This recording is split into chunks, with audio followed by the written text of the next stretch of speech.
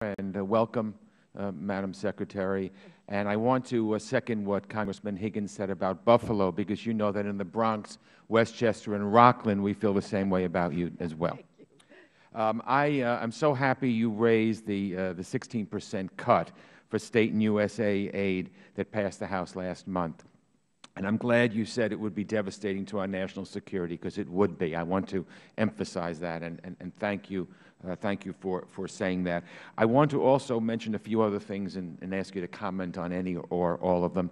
I'm very pleased, as the former chair of the Western Hemisphere Subcommittee and now the ranking member, that the President is traveling to Brazil, Chile, and El Salvador. I think it shows the Administration's commitment to the region that you and I have discussed many, many times, and I just wanted to say how important I think that is as well. I want to talk about the Mideast peace process. I have been very much chagrined because for the past 2 years, the Palestinian leadership has refused to enter into direct talks with Israel. They use every excuse under the sun, settlements, expansion of neighborhoods, and have all these preconditions. Meanwhile, they mount an effort to delegitimize Israel at the UN, and they seek support for a unilateral declaration of statehood outside of the negotiating process. I was very pleased that the Administration vetoed that resolution in the UN Security Council. Are we telling the Palestinians that this is not helpful and that they really potentially face a loss of aid, loss of support? There's got to be something, penalty for their behavior. And finally, I want to mention an issue that, when you were Senator in New York, you worked very hard on, and that was the Kosovo issue, which is very, very important. We worked on that a lot together. I would like to see Kosovo admitted to the EU, and admitted, of course, to the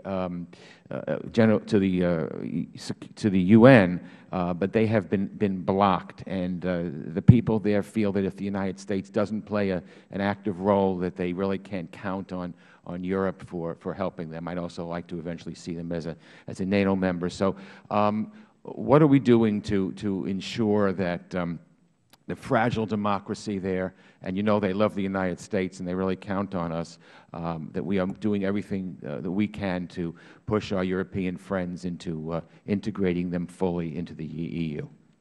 Well, Congressman, of course, our veto spoke very loudly, and we also conveyed very clear messages, not only to the Palestinians but to the region.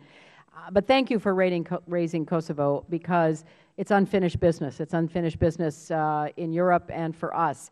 I visited early or end of last year, made it clear that the United States was working to elicit additional pledges of recognition from other nations. That continues. We're going to be doing everything we can to increase it. I've also met several times with the EU, because we think that the EU has to help the Kosovars make progress. There will be, starting in a few days, a conciliation process run by the EU between Serbia and Kosovo, primarily looking at northern Kosovo, where the Serbian population is located, looking for ways to try to resolve some of the issues on the ground. Deputy Jim Steinberg was just in Kosovo and the region, looking for ways that we can support Kosovo.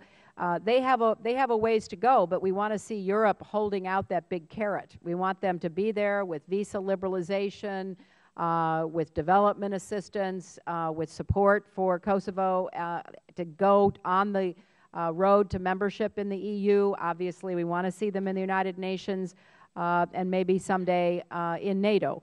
The Kosovars have a lot to do themselves. They have to continue to improve their democracy. They have to crack down on violence and criminal elements that are unfortunately too present amongst them. They have to make their peace with Serbia, not selling out, but working in a mediating way to try to resolve it so that they can enhance trade and commerce between the two countries. There's a lot to be done. But this remains a very high priority for me personally, because of much of the work that we did together, and it's a high priority for our government.